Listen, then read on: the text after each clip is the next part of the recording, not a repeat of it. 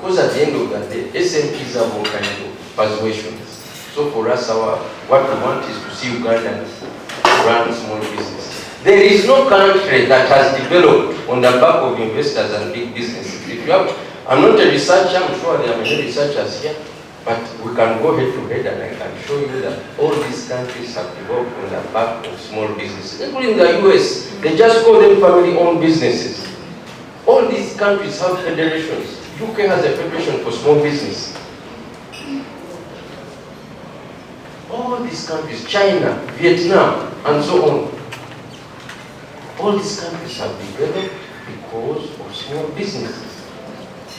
So our commitment as an organization, therefore, is to promote small businesses. Next. What we do, we believe, press again.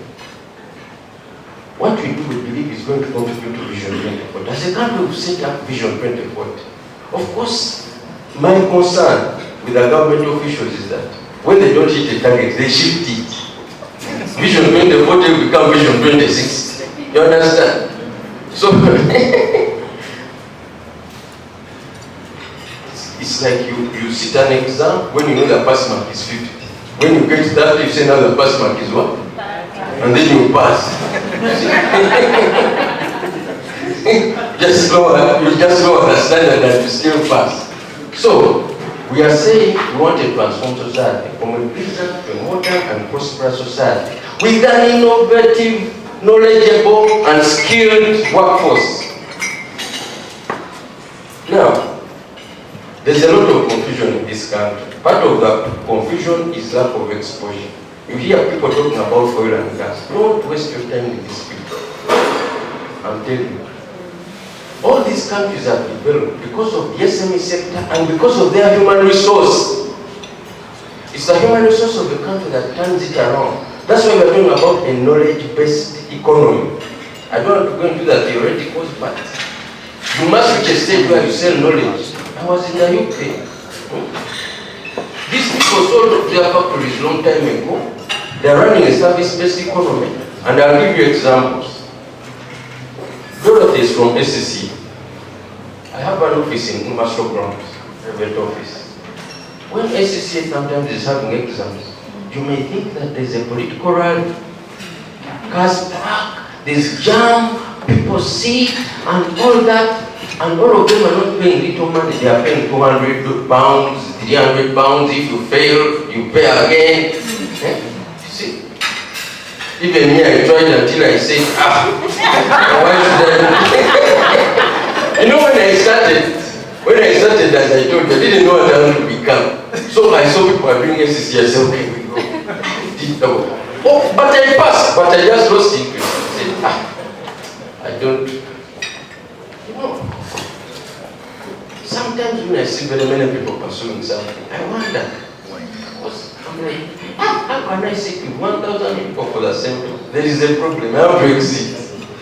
This is also what helped me after my career. You know, these Dubai things are not new. They called us, going to speak. They were like 10,000 people.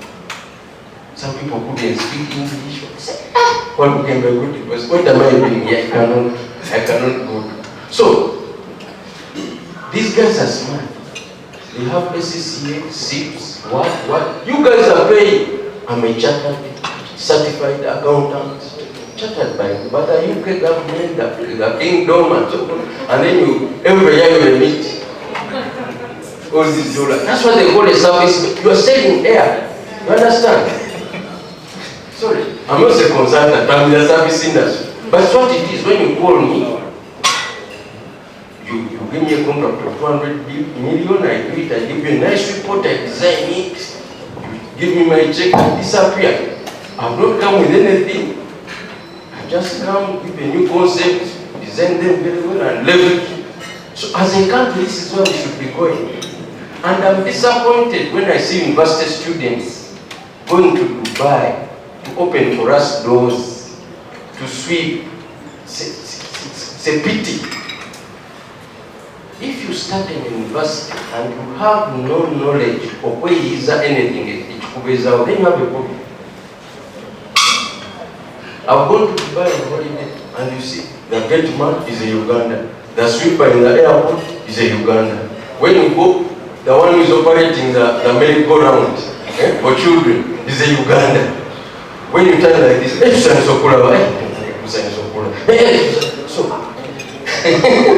no, if I'm lying, you go to Qatar now. So it's a fact. So we are saying we want an innovative. Innovative means you're not stuck in one place. Because a university is not meant to create jobs. By the way, that is also another thing. A university's role is not to create a job. It's to simply open your mind. As an undergraduate, you need to leave this university knowing you can do anything. When I left university as a scientist, they told me they needed a manager for construction company. I said, they can do it. I went, you read, you research, you see what they do here. I didn't know how to write a check, but I accepted it. I put the checkbook, what to stand, then I asked the manager, how do they feel? Where do I sign? That's what they call innovativeness. Never know whether I studied good science and technology. How many carpenters are going to employ you in this country? So, we want an innovativeness and knowledge-based and skilled workforce.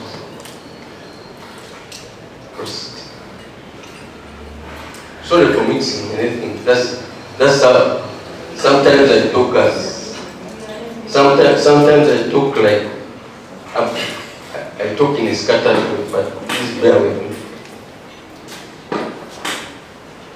Who are the SMEs in Uganda? Because we must also understand who are the SMEs in this country.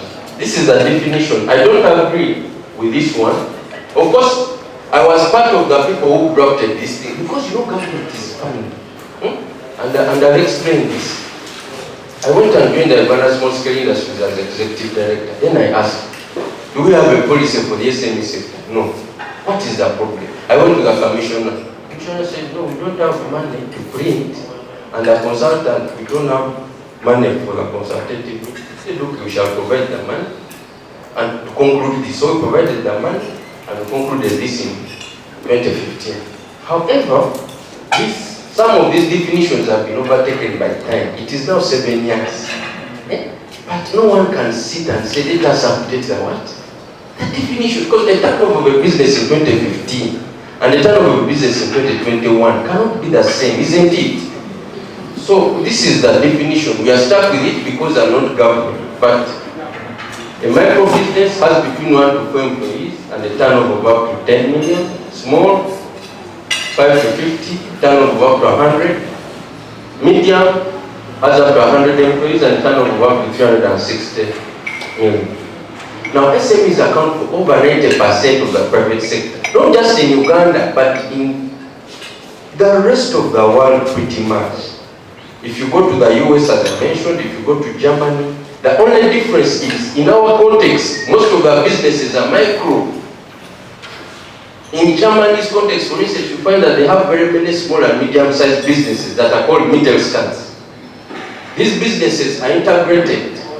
For instance, with Mercedes-Benz, they're integrated in various value chains, So you may find a small business that just makes a small part in a Mercedes-Benz, only one part, and they have been making that part for 200 years. One day we went to Cologne, we went to see a carpenter. So for me, I expected to see a carpenter like our carpenter, so dust in the hair, That's why we went there, we sat. They have displayed things there. Went, the place was clean. They even had a chimney that takes the dust. He said, now, the machines are automated, computerized. The man operates a big carpet workshop alone. He just presses here, presses there, presses there. Then lunchtime came, we brought up a very serious Mercedes-Benz. And then took us to an upscale restaurant, like the Serena, Cafe. When I came back, my mindset of businesses had what? Number 2, the reason I said I must be an entrepreneur was when on that trip, because at that stage in my career, I used to do like presidential business delegations and things like that. So I would take business people to different countries. Now we're in Germany with a team of business people. The internet that time was not there, well, it was there, but you know where you had MySpace, Yahoo, those things, They were not like Google that is quite robust. So we went with these business people. I had a business person on that trip. Every time you wanted to spend money, John, don't spend money. Shh. Every time you want to buy a shirt, John, you cannot spend. Shh. Then I was with public servants. Every time they were discussing per diem, I have to save my per diem, I have to save my per diem.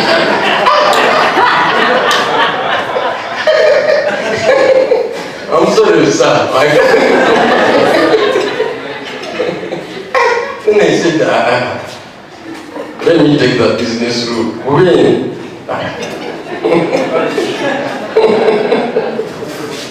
So, I'm sorry I cannot accept the government job, whatever it is.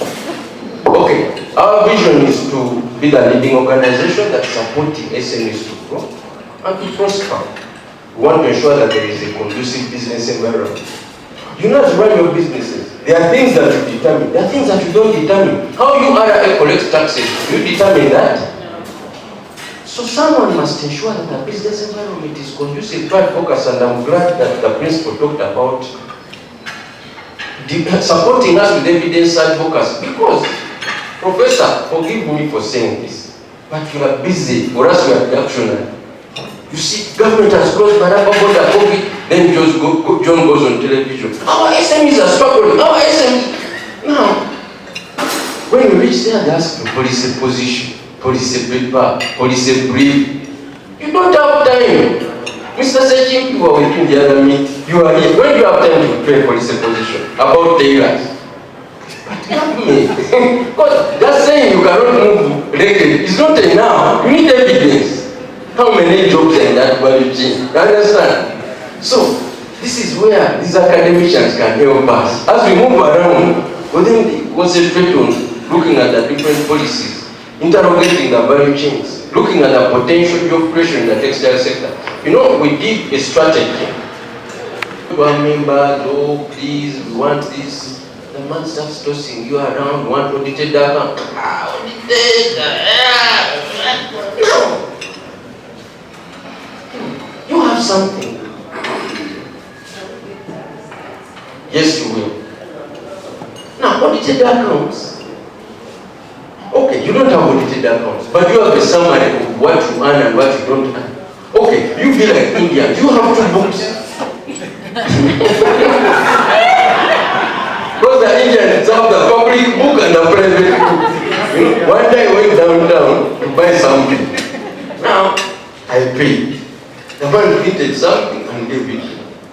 I took it back to the account. Come and said, no, this is a quotation. So the man received my money and intentionally printed for me a quotation. But because Ugandans don't read,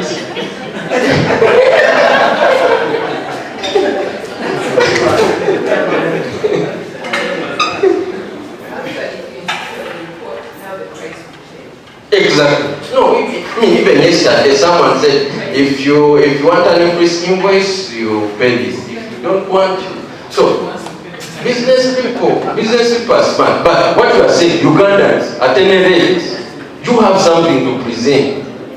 You can't just be there all the time hiding this, hiding that. So you cannot succeed in isolation. You need a formal education system, because these young people you want to employ must come from a formal education system. When they are at a certain level, you don't have the competence to teach young people simple things. Increasingly young, I'm an employer, so I've discovered, actually, it's not that there are no jobs. No. We have jobs, actually. Me, I can tell you that. It's difficult to find the right people. It's very difficult. Hey. It's very difficult. People are qualified, they have papers, but they are thieves. Every time you turn like this company, because you must have cameras, you must have what? Checking systems. Because you tell someone, because at school you used to wake up at 6, by 7 in class. Then tell someone, by 8 you'll be here. Then when someone's calling in at 11 that my grandfather's friend got a heart attack. Does that concern me?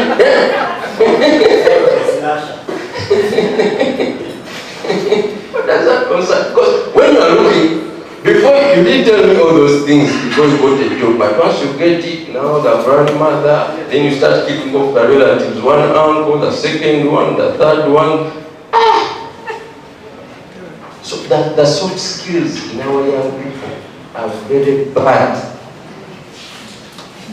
Someone comes, sits on a mobile phone, starts giggling on TikTok. Then you keep calling them. Text, please come and help me to do this. They do it hurriedly, they go back. They continue. So you find that now you are spending more time running after this employee. And then at the end of the month, if you delay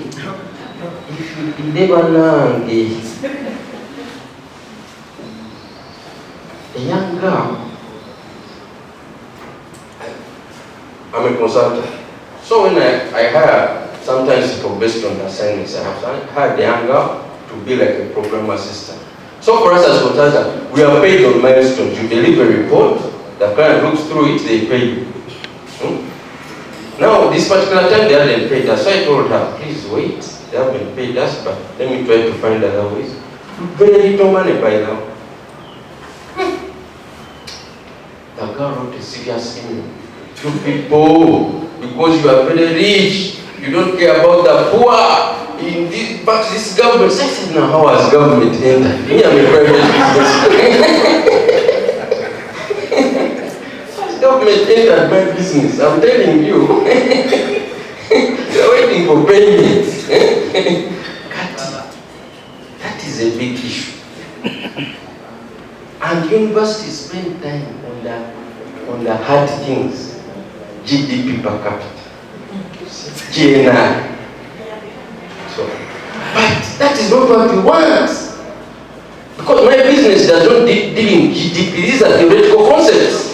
Me, I'm running a business here in Uganda that needs to break even, that needs to pay staff, and I need a good employee. Yes, you did economics and stuff. My business does not deal in economics. My business has a product that is delivered, and I just need someone who reports on time, who does the work, who is humble enough, is going to go beyond the call of duty. Not someone who works time. You come in at 8 and at 5 p.m. you're running, even when we have a deadline. So you need a formal education system that will help you bring the right people. You also need an informal education system because, for instance, in manufacturing, I told you, where are people who operate printers trained? People are trained informally. So you need that system also because you need technicians, you need plumbers. One day I was building a house. I hired a plumber. The man was, because he was drunk. Well, I didn't know he was a drunk. I just thought, well, he might be drunk, but he doesn't work well. But basically, brought in fellow drunkos and they messed up my plumbing system completely. And also, so if you need a good plumber, how do we get that plumber? Do we have a system in this country? It is through reference, isn't it? Mr. Sechi, the tailors, you give someone your coat, isn't it? On Sunday, they will 5,000. I'm going to do this. I'm going to put a check. You go. You come back on Tuesday. When he sees you come, he pulls out your what? When you come, you find that he is where you left him. You want? I left on Sunday. I gave a deposit. I've come back on Tuesday. You are exactly where I left you on. Mechanics. Mechanics are perennial liars. The carburetor has mixed in the oil, then the oil has slipped into this. Now I need 2 million shillings for the exhaust pipe. So we need an informal system also that is able to help people with a certain level of skills. We need equity investors. We need banks. Banks are just investing in treasury government securities. Oh, SMEs are risky, SMEs are risky, SMEs are risky. They give you small business recovery fund. Oh, SMEs are risky. Then why did you receive the money? Sorry, if they are bankers, I hope you don't take me back to Wilbur, because when I'm with him, I try to sugarcoat some of these things. But the banks, who are you serving? Because if you don't invest in the SME sector, the German banks have a different perspective. They give you a loan and they sit on your board to advise you. Then they pray that you default. Just hope that just hope this man default. Sometimes they go up, sometimes they even too fast. They auction the collateral before you fully what? Before you fully default. We need banks that are whatever. We need professional service providers. We need consultants, not fake consultants, but actual people that are skilled and trained who can support businesses. We need networking associations like the Federation, we need lobbies, we need incubators. But in this country, we only have IT incubators. We are just copying. Silicon Valley and Uganda are different. Silicon Valley, colleagues, I have a business. When I left the UK, I set up a business there. But I can tell you it is very smooth running a business in the West. It is extremely smooth. During COVID, I just said, me, I'm a Christian, I cannot steal people's money. But they kept on saying, Oxford, this center wants to give you 10,000 pounds. Then the government has an innovation fund. We want to give you money to take you through COVID. Some of my friends are there just surviving on those grants, 100,000 euros, what? Because their ecosystem is extremely supportive. But here it's a bad door. With you when you go to pay tax, it's a bad. When you don't pay tax, it is a what? One day I went to rectify my key. Then they said, you must get a court letter that you are Walugembe. I said, can I impersonate myself to pay tax? How can you impersonate someone else to pay his tax liability? I have come because I think I should be a compliant taxpayer, then fill this, fill that, go to this office, climb up, go to block that, come to block this.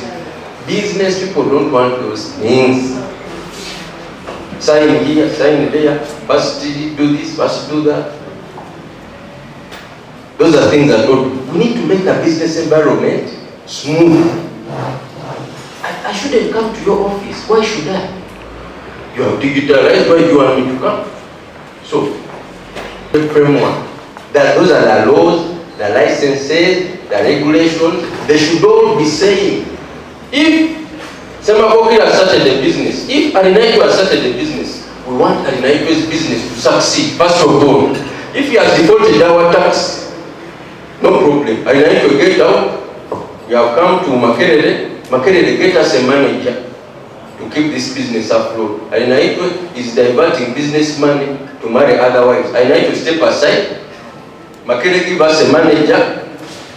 Makerere, you have a target. Every year, just make sure you clear our liability by this percentage. So in this way, you sell the business and you get your tax. But here, they first close the business, isn't it? They close the business, it stops working, they run after Arinaiko, Arinaiko says, I cannot pay your money because I don't have any source of what? So you both lose. Government loses money, Arinaiko uses livelihood, the employees this. You understand? It's a race to the bottom. So this is what you need. Now they ask me here, the question was, what is Makerere's role in this mix? What is Makerere's role in this mix? I don't know how many minutes I have. I don't want to overshoot. 5 minutes. What is Makerere's role in this mix? Makerere, firstly, should ensure that it gets us the right people. And the right people, sometimes, you cannot train for me and give me a final product. I want to be involved in the process, isn't it? Even you as a manager, when I send someone, I don't want post-mortem. We went to there, government close the meet, tell me so that I advise you along the way. So businesses want to be involved in the training. Here in Africa, you find a distinction between academia and industry. Abroad, there is a mix. I'll give an illustration. Now, you see in Harvard, most of the teachers are actually former politicians, former businessmen, and former whatever. But they also have the qualifications. Now here the problem also is that businessmen don't want to have qualification. Professor Aliwali in arcade. My friend, a PhD and arcade are not related. Are you seeing? They are not related. So, if you're a businessman and you can have a PhD, have it. Because then you'll be helpful to academia. Half of the faculty of the Kennedy School are what we call adjunct professors. They are practitioners. They come from without, like John comes here, gives them 1 hour, goes out. So an adjunct professor has his money. He's not going to strike. Please give us more money, give us more money, give us more money. If you don't give us money. So that mix is extremely important. Next. So I'm trying to catch time. I don't want to be in this. You go next. Universities are not doing enough. By progress. The other day I was in a discussion. I don't know whether I should say this. I was in a discussion with we were at UCC and we were trying to discuss this whole issue of digitalization.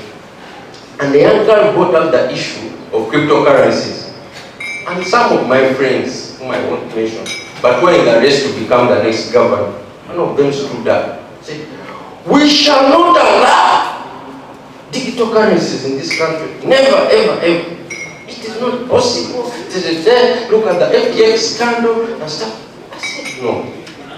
The issue with cryptocurrencies is that innovation has overtaken the regulator. So the regulators are in a catch-up mode. Globally, it's not just here. But we must recognize that the era of a paper currency will soon come to an end. So as a central bank, you must think ahead of time to see, do we regulate the black economy, the crypto space, or we create our own digital currency like the Chinese are piloting, like the Nigerians are piloting? You start thinking, okay, it may not be successful, but at least you appear open to new approaches. So there's a risk that if we don't innovate, industry can overtake the regulator, and then you have problems.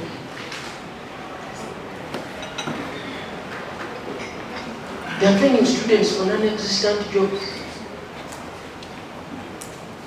All jobs that are going to become obsolete in the near future. You know, we're doing these white people are very smart. When I was in Oxford, some guy came and mapped the future opportunities in Africa and went to Uganda and basically made a deep dive and said, in Uganda, by this year, these jobs will be off, these jobs will be in,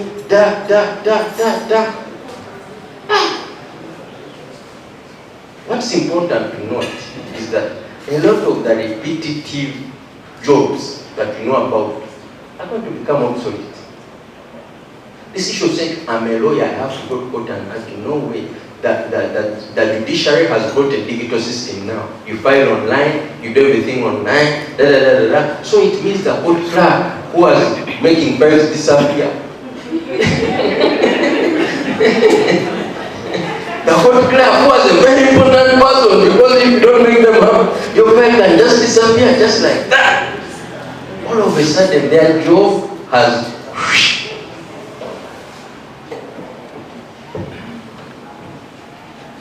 This is the question to Makere. What do you see your role as?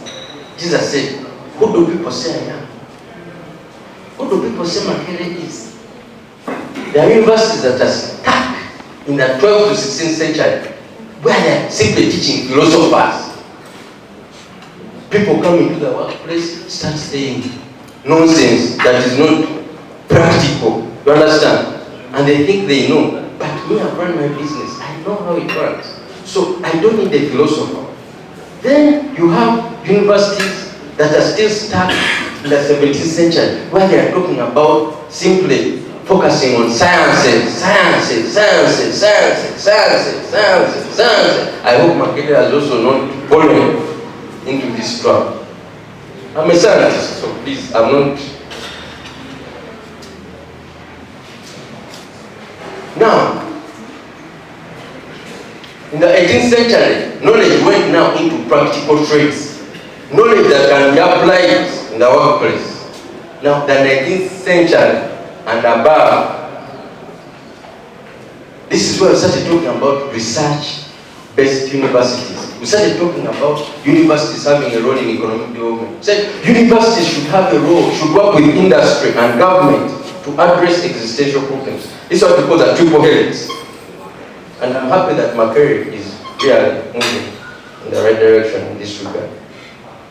Now, what approaches can you use? I think there's a bottom-up approach where entrepreneurs and the alumni. Makerere galvanizes entrepreneurs like you've done, the alumni and students to come up with ideas so that you respond to those needs on a timely basis. Then there's the second model, which is top-down, where the university tries to look what are the issues out there and how can we address them.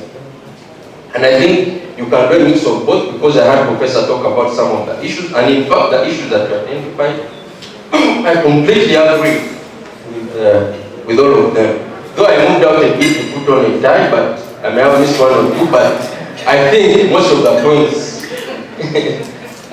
points are on sports. Now, what are the challenges that you will encounter? You will encounter what I would call a risk-averse culture. You know, a country must allow people to fail.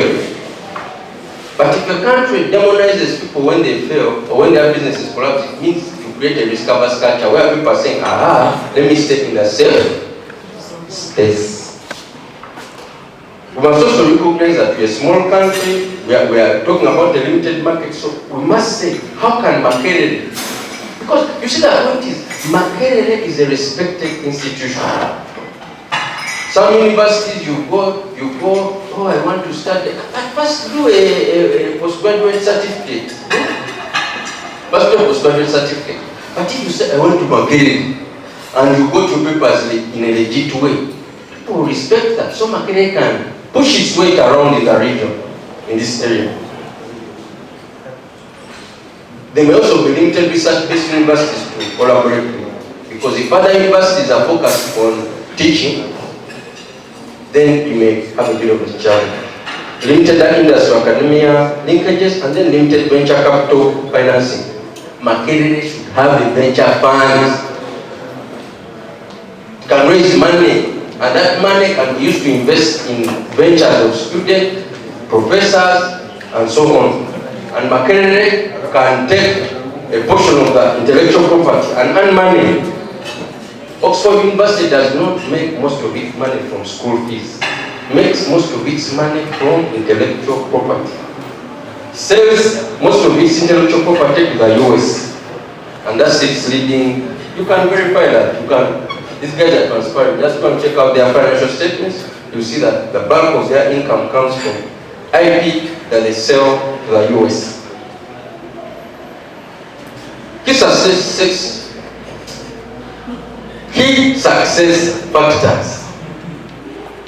There has to be a student-led entrepreneurial drive. The students themselves must have an interest. But if students think, oh, I'm going to become a cow, or I'm going to become this, that is delusion. They are going to waste 5 years walking on the streets. By the time this knowledge becomes clear, then they wasted time.